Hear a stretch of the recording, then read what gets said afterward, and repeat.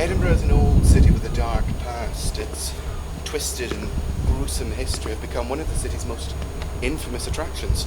These darker tales of the supernatural and spiritual were born out of Edinburgh's undisclosed background.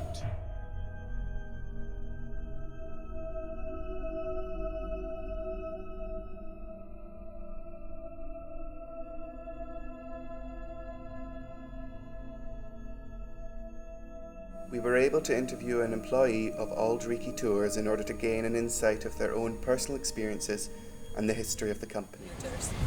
My employer Ian McCain gathered the resources over about 25 years because he opened the vaults. He discovered them in 1972 and then he started actually touring in 1996. The historical side of our tours we have two sides of tours. We've got the historical tours in the morning and the supernatural darker tours in the evening.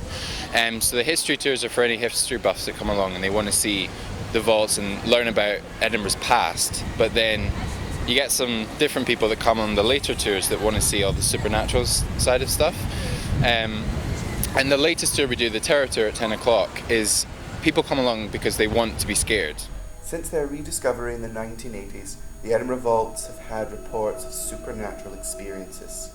Originally the vaults were used for historical endeavours by various companies, but soon after a number of malevolent encounters have been reported coming from within the unnerving darkness and could not be ignored.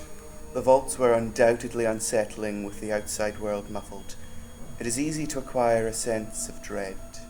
Whilst researching the history of the vaults, there was a noticeable gap where any records of the vaults disappeared. Does this show there was a history that wanted to be kept hidden? According to these ghostly encounters recorded within the vaults, this mysterious past might actually be a bit darker, but can we really rely on what we're being told, or is it all for entertainment purposes? From the stories and tales told by the guides of the Edinburgh vaults, there are mentions of body snatchers, the infamous Burke and Hare killings, slum conditions, and murder surrounding this hidden past of the vaults. With very little evidence, are the supernatural encounters truly the reflections of the past, or paranoia of the facade?